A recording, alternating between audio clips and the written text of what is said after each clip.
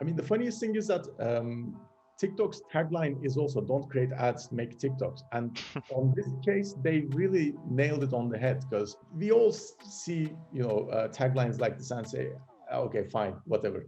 But on this specific case, we really did make TikToks, and they all did work. So it was kind of like a no-brainer that just sit there right in front of our faces. This is an interview with Okan Kavurga from Kwalee. He talks a great deal about how UA and creative can work better together. He talks about failure, about the importance of communication. He talks about successes and failings, and some really great stuff about social and adapting for things like TikTok. He had some lovely things to say about Replay, but we edited them out because we didn't want this to be an advert. Have I just made that an advert? Yeah, what the hell? Listen to Okan and what he has to say. I'm Richard Bond. This is Expert 360. Okay, hello. I'm joined here by Okan Kavurga. Okan, do you want to introduce yourself? Yeah, sure. So, Okan Kavurga here, a UA and Mon executive at Kwalee for over a year now. Previously, I was also in a UA part in Coda, and before that, I had a long history of agency work back in Turkey. I've been in the digital advertising industry for over 7 years now. So, yeah, that's pretty much it. Okay, let's see what we're actually going to be talking about today then. So, okay, how can UA and creative work better together?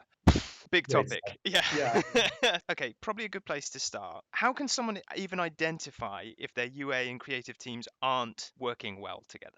I mean, this is going to sound really cliche, but I would say the first indicator would be the lack of communication. And this, to be honest, this has nothing to do with like pre or post COVID stuff. I'm a firm believer that UA and creative has to speak the same language. They have to be in the same room. And if there's a gap, that really is the first step to failure. Because oftentimes people kind of tip the scales against one or the other. They either see UA guys as the geniuses that somehow bring in all of the users, or the creative team as the great artists that somehow allure the users into the game. But it's basically a combination of both. So when we are talking about measurable success, it only comes from the combined effort. So I would say, just check how frequent the UA team and the creative team is talking to each other, and if there's a gap, definitely fill that up. That's really interesting. If you've been there, in Kwalee for a year, then you've been there through the whole pandemic. So you must have had to form these bonds, like what, through Slack, through chat channels? Slack, Skype, you name it, all of that stuff. So you can be physically in a room, but if you're not having like meaningful conversations, or the communication isn't there,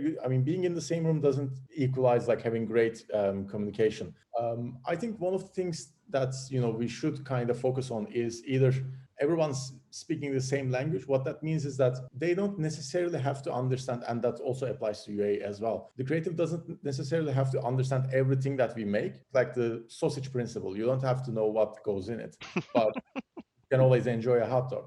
So, and again, that the same principle applies to me too. So I couldn't find my way around After Effects, even if my life depended on it. I know that the things that they create, the creatives that we use on our ads, definitely require time, effort, a lot of love going into it. So the same principle applies to UA as well. And that's why one of the first things that when I came into Kwalee was to bridge that gap, because I kind of see that it was kind of separated, or not as close as I would like it to be. So yeah, during the pandemic, I mean, I definitely pushed a lot of agendas, pushed a lot of meetings, but I would say that we are in a better place when we first started. Nice. Okay. So it sounds like you're already kind of addressing, or you've got an understanding of how to address these issues. So if people are seeing the teams communicate poorly, or Yep. they're not using a shared language, is Yep. there anything else that you would suggest? It all kind of comes back to this, but individuals understanding each other's work is really imperative. Because here's the thing,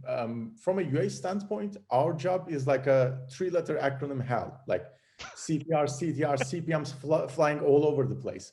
And if you're not familiar with that stuff, and which is totally fine, it's not your job, but having a wider understanding should be easier for everyone to speak the same language, because that's also going to something that I kind of want to touch up, is regarding sharing feedbacks. Like Hmm. um, we could go back to the metrics and see that a creative isn't working, but when you are addressing that to the creative team, you can't just pull up the video and say, this isn't working. But if you had like a common language or a taxonomy where you can say, okay, the concept A isn't working, why don't we swap that out with concept B? At least now you are speaking their language and providing the data point from your end. So everyone is on the same page, everyone is going into the same direction. Nice. I'm loving the way you're describing this. It sounds like a really good and healthy and productive work environment. So let's kind of follow that trend. So we said like what isn't working. We started talking about what is. Have you got any examples or something where good UA and creative teamwork like provided either some major win or something really interesting? Oh yeah, definitely. Here's the thing: besides our UA responsibilities at Kwalee, there are also job to take care of certain accounts, and they always change. Like when I first started, I was in charge of App11 and Iron Source. Right now, I'm more focused on the socials, and TikTok being one of them. I'm not sure I even enjoy this title, but I'm kind of like the TikTok guy at the office now. So yeah, I mean, I would always prefer UA and Mono Executive, but I'll take TikTok guy too. You should change So, your title on LinkedIn. well, my signature is still the same, if that counts.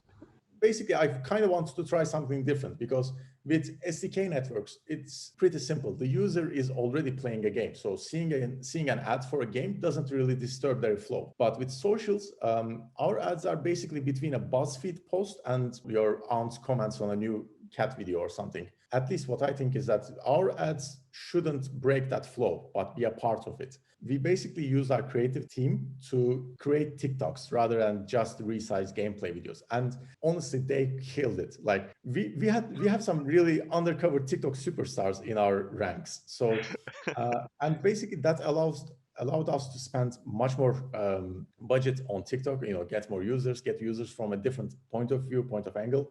Mm-hmm. So I would say that was definitely a huge plus. And on top of that, like a little cherry on top, everyone had kind of made a fool of themselves, and that bring everyone closer. I'm a big believer in making a fool of yourself to get close to Oh, people. I've done it 100%. plenty of times. Can we just have a little bit of a divergent here in the social? There's something you mentioned there that I think is genius. I had a really interesting meeting with some of the team from TikTok recently, and they were saying that a lot of gaming studios are having a real hard time transitioning their creatives from, other networks to TikTok because it operates in a really different way. And it sounds like you're already tapping into that. Being in the industry, both for digital marketing and for gaming, it's really easy to have like a tunnel vision. Inevitably, kind of feel that people should play our games, which they definitely should, but they don't have to. So we are not focusing on the they don't have to part. That's the part that we need to change. If we are looking from a company or like a quality point of view, we are showing a great ad. So why isn't the user downloading that? Here's the thing: the user A doesn't have to do that. B, we are breaking their flow. So why on earth should they? So we shouldn't be the one that are breaking their flow. But if we can create some ads that are like have great viral aspects to it, it's fun. At the end of the day, it has to be fun because it's on a social network. It kind of came in from a deconstructed place, I would say, and then it just came into what it is today. That sounds like ideal teamwork, ideal creativity, something emerging from a problem. And it sounds like really what you're using that for is you're leveraging the platform to give something to the watcher in order to change them into a user. I mean, the funniest thing is that TikTok's tagline is also "Don't create ads, make TikToks." And on this case, they really nailed it on the head because, I mean, we all see taglines like this and say, "Okay, fine, whatever." But on this specific case, we really did make TikToks, and they all did work. So it was kind of like a no-brainer that just sit there right in front of our faces. Really interesting. That's great, man. Okay. Have you got any tools, any materials, any groups, anything that you think is like a really, really good first step in terms of like galvanizing UA and creative together? Or even like it sounds like you both had some fun making the actual TikToks, right? So like things like this.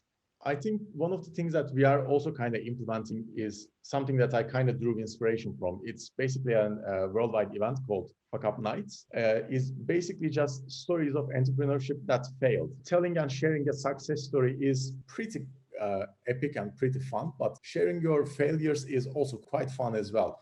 We just gather around and share our common experiences, problems we faced, or just things that we tried and just turned into massive piles of dirt that didn't turn out any way we perceived that they could. But that's a learning curve for everyone. So the first thing is that you kind of establish a safe place where it's okay to try and okay to fail, because we are kind of in the business of failing. We just call it iteration. You're also allowing everyone to learn from someone's mistake. So the same five guys in the same team doesn't do the same mistake 5 times in a row, whereas one of them just does the mistakes for the sake of the team, and everyone hopefully learns from that. Amazing. And you talk about taglines. I think I'm going to change the tagline of this interview to "We're in the business of failing. We just call it iteration." I think, Sure, I think, why I not? think, I think you nailed it there. Well, listen, Okan, thank you so much for your time. Teşekkür ederim, if I said that correctly. Yeah, Uh, you're welcome. okay, it's great to have you here, and thank you so much for sharing this. Where can people get a hold of you if they want to kind of pick up this conversation and run with it? My name and surname is kind of hard to type in, but find me on LinkedIn. Just reach out to me. I'm a real believer in like networks and connections. So if you have any questions or something that you want to pick my brain into, just reach out to me and I'll get back to you as soon as possible. Amazing. Thank you so much for your time, man. It's been an absolute pleasure, and I'll speak Always to a you soon. pleasure. Cheers. Cheers.